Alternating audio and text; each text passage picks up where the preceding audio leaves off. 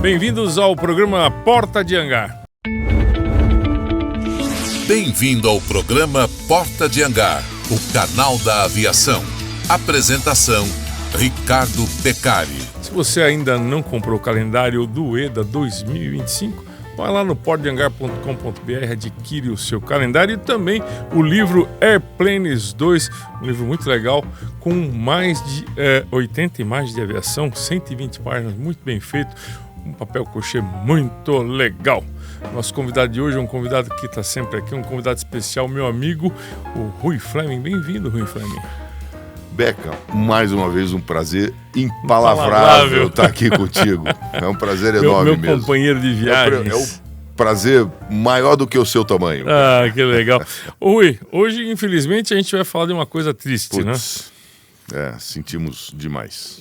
Um acidente que ocorreu lá em Washington com o CJ-700, né? É o 700. E o helicóptero... CRJ. E o helicóptero é o... É o Black Hawk. Black Hawk, que é o grandão. Temos aqui no Brasil Tem. Aliás, a gente voou junto um daquele, parecido, né? Nós... Aqui tem na Força Aérea e no Exército. No Exército, tá. É um helicóptero, assim, já está há algumas décadas aí empregando, é um helicóptero super seguro. Uma tragédia, né, cara? A gente sente demais. Você não deve ser diferente quando a gente vê mais um acidente, cara. E aí eu vi uma coisa interessante que o Trump falou, que aquele acidente poderia ser evitado.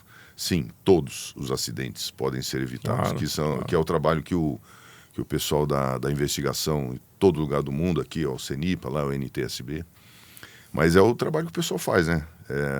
Evitar acidentes, criar um ambiente seguro em todas as formas, desde a formação do piloto, treinamento do piloto, a concepção da máquina, o ambiente do espaço aéreo ser absolutamente seguro. É uma pena mesmo, cara. Eu sempre que eu vejo um acidente, é impossível a gente ficar bem, né? E a gente vê aquelas pessoas todas que tinham vários compromissos, de repente, não, tira da tomada, acabou para você. Pô, isso não é inadmissível. Tinha uma equipe de patinação russa, um casal russo. Isso é muito triste, né? É muito triste. E eu acho que é interessante que você acaba de falar, porque assim, muitas pessoas, eu acho que não é a maioria, mas muita gente acha que o cara sai para provocar um acidente, né? Não é assim. O piloto, todos eles são pessoas treinadas, profissionais, que têm família e que quer chegar em casa. Né? Cara, o que... E às vezes, só para terminar, às vezes é por uma coisa... O acidente acontece por uma coisa tão... Elementar, mas que às vezes... Que nem, por exemplo, muita gente falando que o cara confundiu o avião.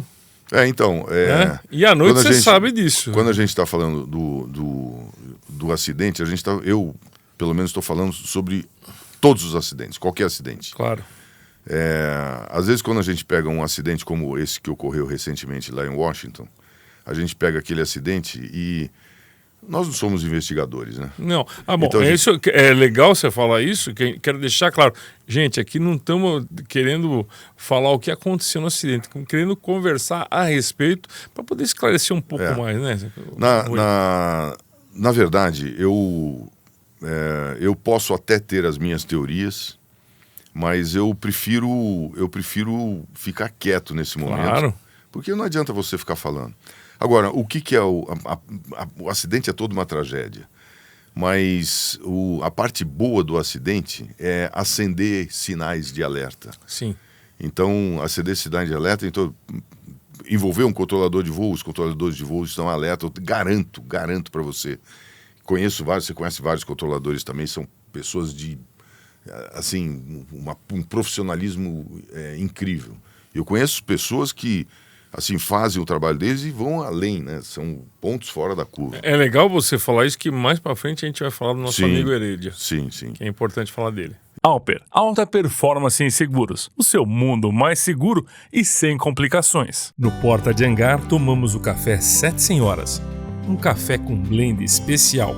Em grãos, pó, cápsula ou embalagem especial para a sua empresa. A Black Hawk Aerospace é uma empresa especialista na melhoria do desempenho de aeronaves. aumentando as capacidades de voo para níveis incomparáveis, com valores competitivos se comparado à compra de um novo. Melhoramos o desempenho de aviões como King Air, Pilatus e Caravan. Saiba mais em blackhawk.aero. E quando acontece um acidente, eu acho que a parte boa é nós da aviação, nós conversarmos sobre temas. Então, você vai relembrando vários assuntos. A gente não está falando do acidente, o acidente aconteceu e alguma coisa precisa ser feita. O Trump falou que deveria ser evitado, poderia ser evitado, claro, todos os acidentes podem ser evitados, todos, 100% deles.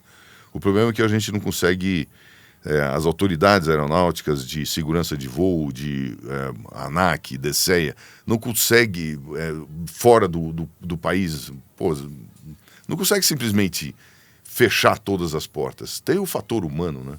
Que, se eu não me engano, tá presente em 80% dos acidentes, existe um fator humano. E o humano, né, nós, seres humanos, somos assim meio imprevisíveis e funcionamos muito bem, mas tem uma hora que pode dar um chabu qualquer. E pode, em qualquer um. Em qualquer um. Né? Eu vou dar um exemplo daqueles 2 aviões jumbos lá na Ilhas Canárias. Que coisa, né? Que o cara foi um mal entendido de fonia e provocou o maior acidente, desastre aéreo da história, né? Então nós estamos falando hoje desse helicóptero, a gente não sabe o que aconteceu. Ele levantou-se a hipótese de saber que o cara confundiu os aviões. O controlador dele fala de passar também por trás do avião e não passou por trás do avião, né? Ele passou por trás do primeiro avião e não do segundo que vinha logo. Pois é. E todos estavam muito perto, aí me perguntaram, poxa, mas e o TCAS? Pois é. Naquela altura, o TCAS não ia conseguir funcionar. Estou errado, Fleming? 300 pés? A gente usou bastante o TCAS e a gente pegava em vários níveis. Eu ouvi alguma coisa de que nos Estados Unidos, abaixo de 1.000 pés, não pegaria para não confundir com algum alvo no chão, alguma coisa assim. Eu não consigo entender isso. Eu voei bastante helicóptero. E a gente tinha e o helicóptero não voa alto, principalmente dentro de São Paulo. Então, vira e mexe, aparecia um sinal lá, tem um tráfego aí. E a gente olhava para a direção que via na nossa tela, tinha um pontinho, a gente olhava lá, tá lá o tráfego. Então, a gente identifica o tráfego e já faz a separação. E o interessante é que, se você pegar um ambiente, vamos falar de ambiente de São Paulo, que eu acho que tem bastante coisa interessante. Que é o que a gente conhece, que é bem parecido. Pode ser que seja parecido, eu não conheço lá. Então nós temos bastante aviões voando junto com helicópteros. Nós temos 3 aeroportos bastante congestionados, né? Marte, Guarulhos e Congonhas. E nós temos rotas especiais de helicópteros que abrangem a maior parte da cidade de São Paulo. Essas rotas especiais de helicóptero é importante explicar. Elas foram desenhadas inicialmente pelo pessoal do SRPV, do então SRPV de São Paulo. E sempre com uma assessoria, digamos assim, com as opiniões dos pilotos que estão voando lá. Então, os pilotos de helicóptero, através da associação, hoje a BRAP, mas já foi a PESP, através da associação, os pilotos abasteciam as autoridades aeronáuticas de informação para poder desenhar as rotas que melhor atendiam os pilotos.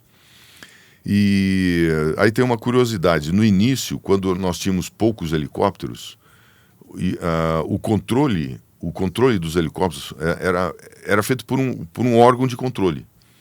Aí, conforme foi aumentando o número de helicópteros, percebeu-se que não era mais possível fazer isso. Então, hoje, os helicópteros têm uma autocoordenação.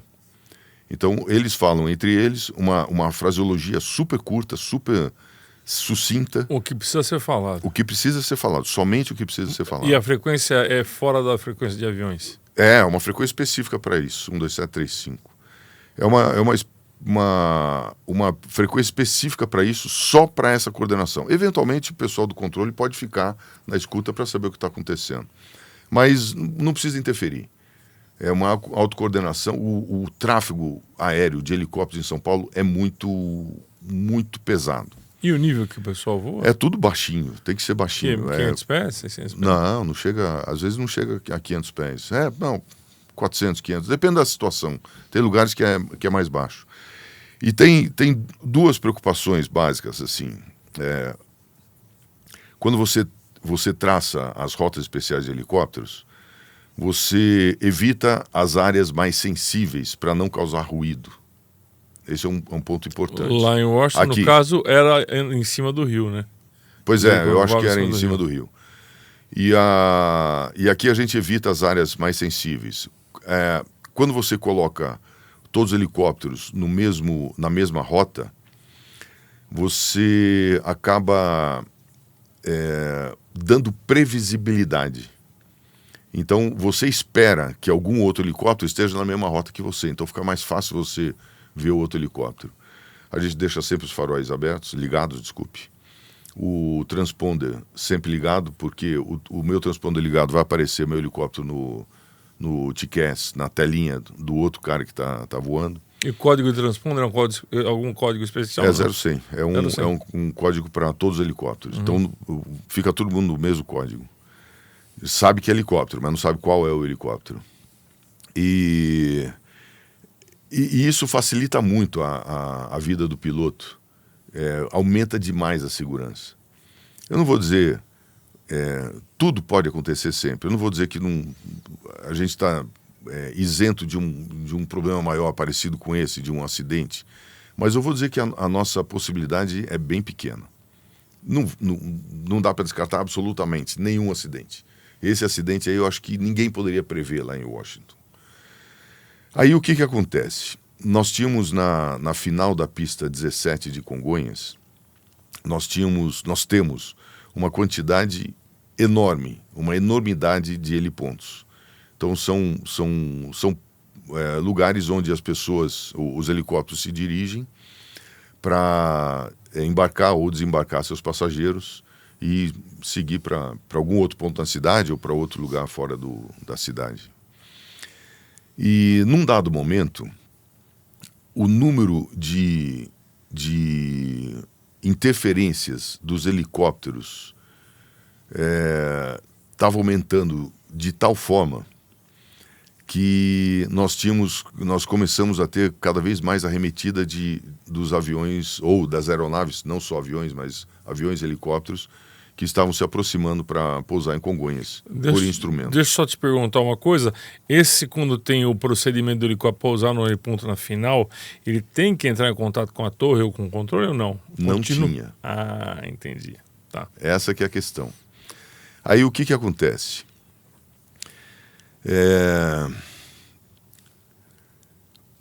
Tinha uma enormidade. Por exemplo, a gente sabe que o voo IFR é protegido. Ele tem prioridade, né? O voo por instrumentos tem prioridade sobre o voo visual. O voo visual, a regra básica é ver e evitar. E a regra básica do voo por instrumento é seguir as orientações do controle, seguir aquilo que está previsto. Então, o cara que está na final de Congonhas, ele vai pousar em Congonhas, e o cara que está voando de helicóptero visual, ele vai ter que ver e evitar. E aconteceu, o que acontece? Você pega o cara, um piloto pousado num heliponto, e aí ele resolve decolar. Ele decola, ele vai fazer um movimento para cima, que no TCAS do avião que está aparecendo, vai parecer que esse movimento é infinito. Ele vai subir lá 100, 200 pés, e depois vai embora. Só que para o TCAS do avião, vai dizer que ele vai me acertar aqui na frente. Então, por doutrina, ele era obrigado a arremeter. Ou seja, não é um problema do piloto do helicóptero, então ele não fugiu nenhuma regra. Isso lá atrás. A gente não entrou no HERED ainda. E como essas coisas estavam acontecendo... Quando você fala lá atrás, o que é? Década de 80? 15 anos atrás. 2000. 15, 20, menos de 20 anos atrás.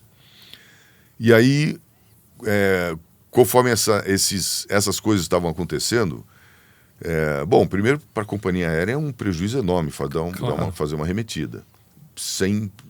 Aparentemente, sem motivo. Mas, por doutrina, tem que arremeter, então arremete. E aí aconteceu uma coisa...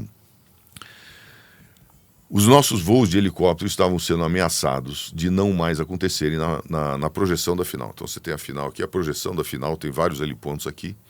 Então nessa projeção para baixo, nós provavelmente não operaríamos em mais nenhum heliponto. O que é um absurdo, né? Pois é, Desculpa, você eu precisa... acho. Pois é, acabou que foi um absurdo. Assim, não aconteceu. Mas era uma coisa que poderia acontecer. Porque ou você disciplinava aquilo, ou você trancava a porta. E aí nós conversamos com a SRPV e essa ameaça era real, estava para acontecer. E o que aconteceu a partir daí? Nós fizemos várias reuniões com a SRPV. Eu estava como diretor da Associação Brasileira de Pilotos de Helicóptero, a ABRAP, e nós fizemos várias reuniões com o pessoal da SRPV, principalmente com o Bento. Você lembra do Bento? Lembro. O Herédia veio aqui. O Herédia veio aqui. Infelizmente, meu amigo foi lá voar para outros céus. Infelizmente ele... Grande ele sujeito, inteligente para nossa. Mas era um cara, é um daqueles controladores de voo raiz. E é um ponto fora da curva, certamente. Cara sério. E aí o pessoal fala, não tem mais gente como o Herédia, como outros daqueles... Tem sim, esses caras passaram a escola, eles foram uma escola para muita gente que está aí hoje. E eu conheço vários, e você também conhece, os caras são fera. E naquela época o Herédia, ele inventou um ovo de Colombo, né? Inventou o óbvio, inventou a coisa mais assim, ele tinha todas as ferramentas na mão, só juntou as ferramentas e resolveu o problema. O que acontece? Hoje nós temos um quadrado, a final de Congonhas, tem um quadradão lá, que é a área controlada de helicóptero, o pessoal chama de helicontrol. E essa área engloba vários helipontos que estão na projeção baixa da final de Congonhas. Ele fez simples. É voo visual, mas para entrar lá precisa entrar com autorização de um controle específico para helicóptero. Ponto. Então, não é a Torre de Congonhas, é uma outra frequência que vai controlar essa entrada e a saída dos helicópteros daquela área. Com certeza está ouvindo o que vem vindo de lá, dos jatos. Tem um avião pousando, aí o controlador fala, tá vendo o avião? Tá. Após a passagem do avião, você pode decolar. Aí passa o avião, ele já está autorizado, ele vai lá e decola. Ele está esperando, por exemplo, lá um dos pontos de espera é lá no Ibirapuera, lá, esqueci agora, como é que Obelisco. É? Obelisco. Então a gente fica lá circulando no obelisco, aí o controlador, tá vendo o avião aproximando? Que é lá? relativamente perto da final, né? Pois é. Mas é afastado o suficiente para não dar nenhuma interferência nos equipamentos de aproximação dos aviões. E helicópteros também que voam o instrumento. Aí o controlador, tá vendo o avião que está se aproximando? Ah, tá, beleza. Passou o avião, você pode entrar. É uma coisa hiper simples. É um ovo de Colombo. E isso, da cabeça, Herédia e outros também que ajudaram ele, eu não me lembro. A gente está falando de 15 anos atrás.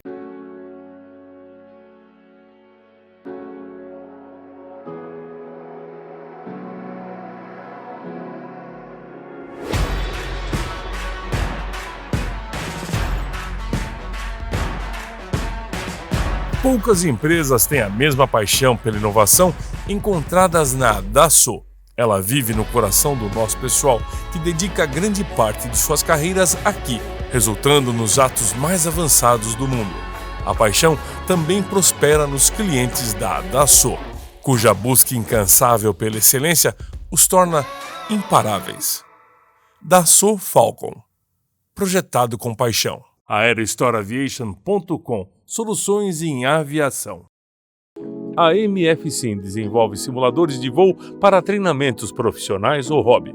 O objetivo é levar a experiência de um voo simulado a níveis extremos, com tecnologia própria e de ponta, com qualidade e custos competitivos, facilitando o pagamento para escolas de aviação e hobbyistas. Temos simuladores de várias aeronaves, como Cessna 152, 172, convencional e G1000, Baron 58 convencional ou G1000, Senica 2, Caravan C 208 e muito mais.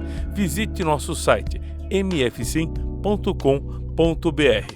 Mencione o código PHMFSIM e obtenha vantagens que só a parceria do Porta de Hangar pode oferecer.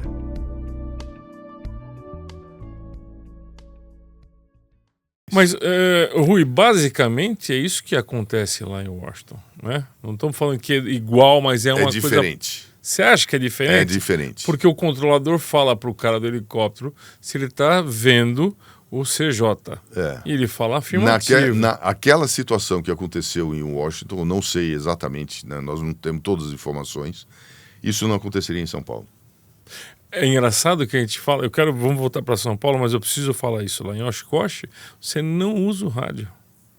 É pouco, muito pouco. Coordenação. Muita coordenação. É muito pouco, é muito legal. O cara desenha lá e você vai ter que manter tal velocidade, passar por tais pontos e chegar em tal É legal lugar. que você, nas cabeceiras você tem as frequências da onde você vai. Se você vai para o sul, para o norte, para o oeste ou para o leste. Entendeu? Mas o que aconteceu, até as informações que eu tenho, o que aconteceu lá em Washington não aconteceria em São Paulo.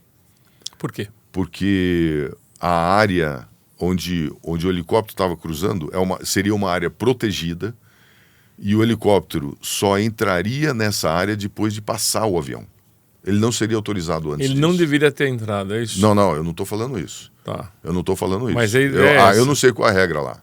Entendi. Na regra, eu estou falando da regra de São Paulo. Tá, a regra de São Paulo, sim, a gente estaria no obelisco, passou... Tá. Passou o avião, vamos colocar na regra de São Paulo. De São Paulo. Passou o American Airlines, lá, o CRJ, e o Black Hawk está esperando aqui. O Black Hawk só ia ter autorização para entrar depois que passasse aquele avião. Não sei como é que funciona nos Estados Unidos, mas parece que não tem. Esse ovo de Colombo, essa área controlada, debaixo da projeção da 17 de Congonhas, até alguns anos, nós não tínhamos conhecimento de nenhum outro lugar no mundo que tenha adotado a mesma solução. Não sei se já tem alguma coisa agora, há muito tempo que eu saí da ABRAP, então eu não estou atualizado, mas eu duvido que tenha. Eu tenho a impressão de que há uma solução. Se você tiver uma solução dessa, evitar um acidente desse tamanho... Nossa Senhora. Já não justifica? Muito. Eu fui fazer um voo outro dia e o cara tinha que cruzar o aeroporto de Congonhas. Ele chamou uma frequência que eu não sei se é exatamente essa ou não, ou é uma Jair para cruzar o aeroporto, é uma frequência que ele tem que falar. Para cruzar o aeroporto ele tem que falar na frequência da torre, para ir para a área controlada é outra frequência, é uma frequência específica da área controlada. O interessante da área controlada é que e da torre, eles ficam na mesma posição, eles ficam lá, pelo menos até quando foi implantado, eles ficavam na mesma posição, então eles ficavam na torre de controle, na torre de Congonhas. E o controlador dos helicópteros, ele tem uma tela de radar que ele pega todo o movimento. Só para... Bom, tudo, né? Ele pega tudo, ele pega tudo. E o controlador da torre, né? Então eu estou falando do controle de helicópteros e da torre, o controlador da torre também tem todas as informações, tem a informação de todos os helicópteros. Uma pessoa me perguntou se ela não... O pessoal tem a teoria da conspiração, é bravo, né? Total. Atentado, não sei o quê, e uma pessoa, não, é um absurdo. Interferência eletrônica para poder fazer Isso não existe, né? Eu acho que não. Assim, os caras vão assim, destrinchar essa história toda. Isso aí não vai passar nem... Não, porque no começo do mandato ainda do Trump, né? Pois é. Imagina, isso é uma confusão boa, né? Dá matéria pra caramba, né? Eu nunca fiz curso do CENIPA, não tenho curso do CENIPA. A gente começamos essa conversa aqui evitando chutar qualquer coisa que tenha acontecido lá. Não podemos. Mas, com certeza, todas as hipóteses estão sendo levadas em consideração E conforme a investigação vai andando, cada hipótese vai sendo jogada fora até que chega num ponto final da história. Um helicóptero, obviamente, militar, que a gente está falando sobre militar. Mas é para que emprego? É um emprego executivo? Pois essas foram as informações que passaram, que era um helicóptero VIP, né? A gente tem aqui o GTE lá em Brasília, que faz o transporte de autoridades. Eles devem ter alguns esquadrões lá nesse sentido também. Entendo. Evidentemente é um país muito mais rico que a gente. Uhum. E o Black Hawk é um helicóptero extremamente seguro. Ele, fantástico. Um helicóptero enorme, inclusive, enorme. Confortável dentro. Para 12 pessoas, né? É um helicóptero grande. E uma coisa que eu honestamente não entendo muito de helicóptero, quase nada. O que eu falo de helicóptero é com você e com o Nascimento e com o Ivan Nunes Siqueira, o Chumba, com vocês três que eu falo. Tem caixa preta um helicóptero desse? Eu acredito que sim. Ainda mais para emprego civil, certamente. Desculpe, não é emprego civil, é emprego de transporte de autoridade, duvido que não tenha. Vou ficar surpreso se não tiver. Esse helicóptero deve ser igual ao Marine One, deve ser o mesmo patamar de helicóptero, né? Sim. Ele deve ter uma redundância, uma proteção maior, com certeza. Você já voou nos Estados Unidos com helicóptero? De helicóptero, não. Nunca. E de avião?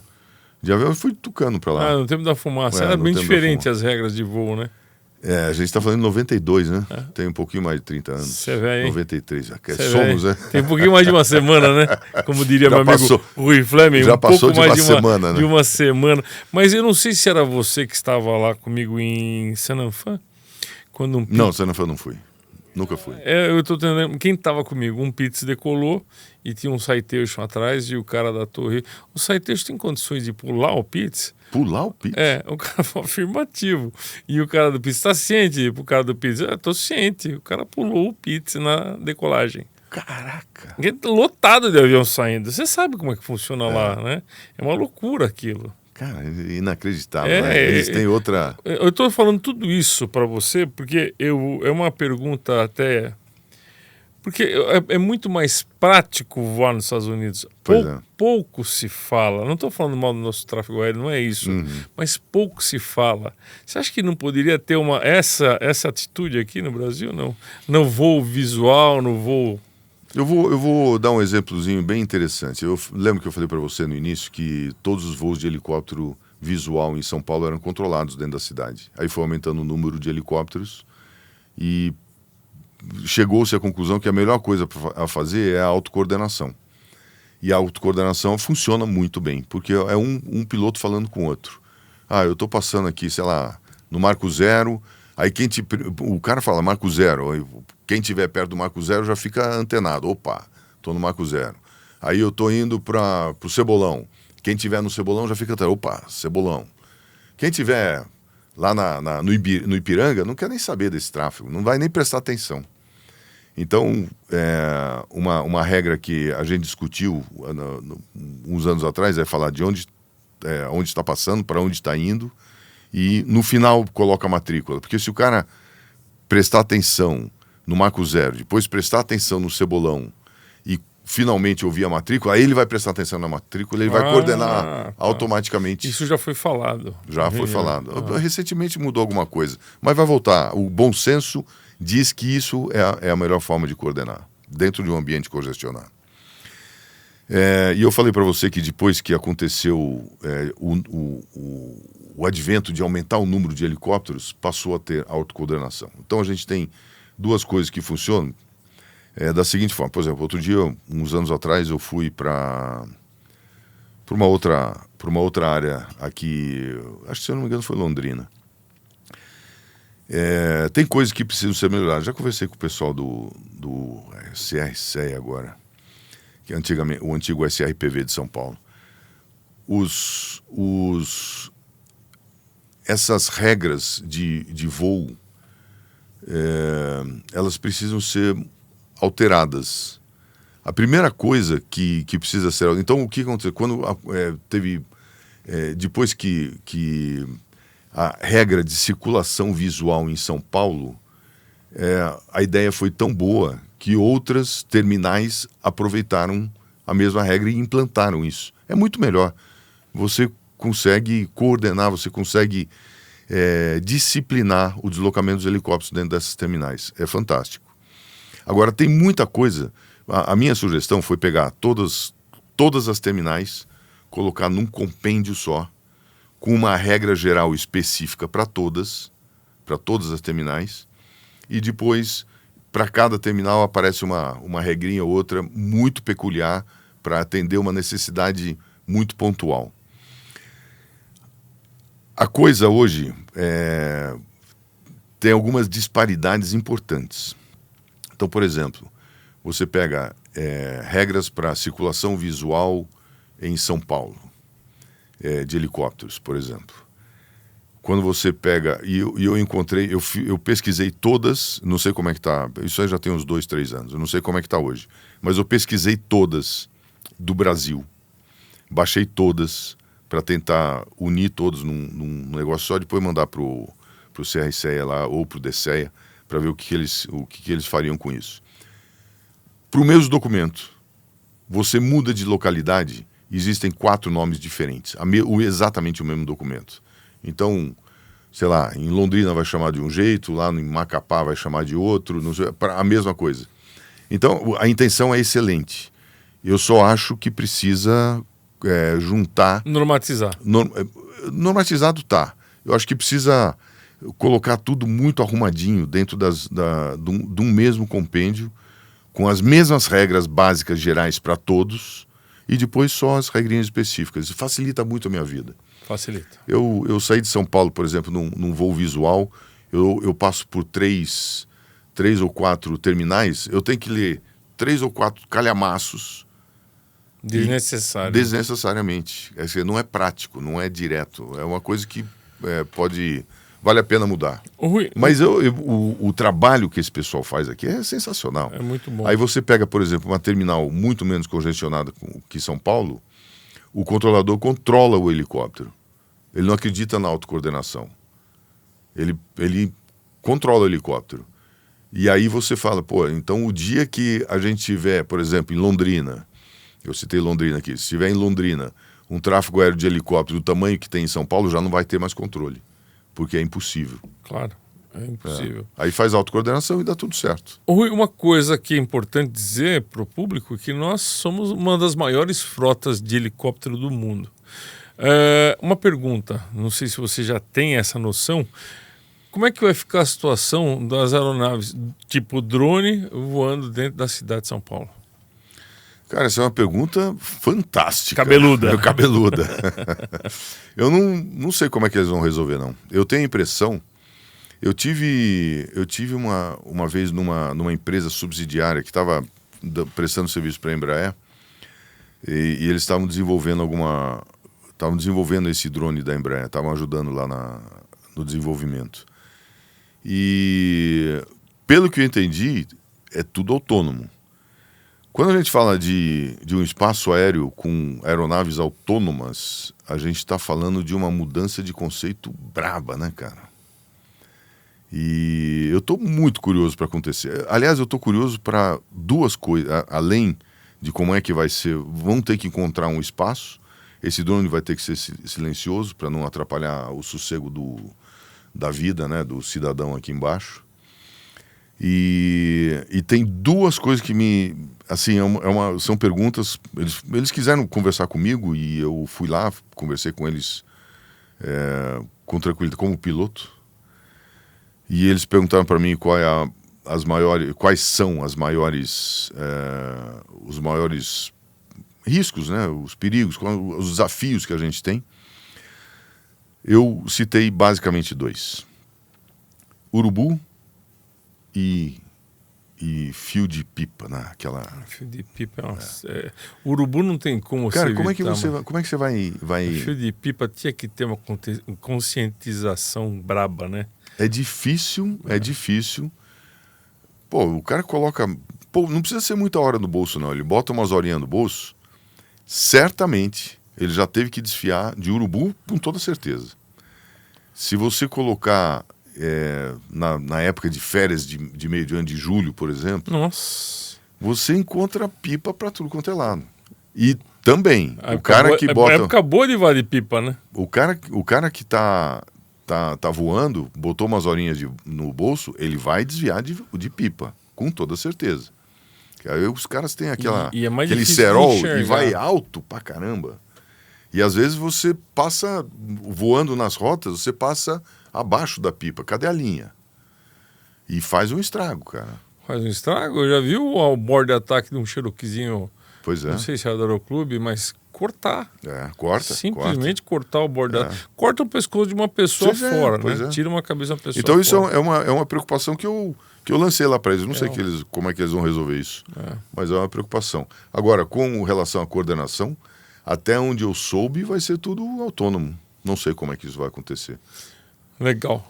Ruizão, obrigado mais uma vez pela sua participação. Vim aqui, ter que tomar essa água geladinha, tomar um café, comer biscoitinho.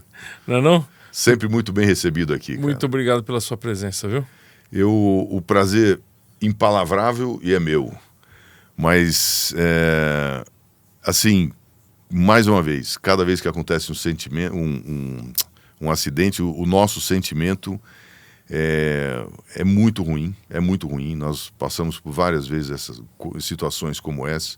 Eu sinto demais por aqueles aviadores envolvidos, por aquelas pessoas que estavam lá dentro daquelas duas máquinas, seus familiares, sinto demais mesmo, que Deus os conforte. E, mais uma vez, espero que a gente consiga encontrar soluções para coisas assim não voltarem a acontecer. É isso aí. Obrigado, viu, meu amigo, pela participação. Valeu. Você que não está inscrito no canal Porta de Hangar, inscreva-se, tenho certeza. Se gostou dessa conversa legal com o comandante Rui Fleming, deixa aí seu like, tá bom? Obrigado, Celso. Obrigado pela participação e um abraço até o próximo programa. Valeu!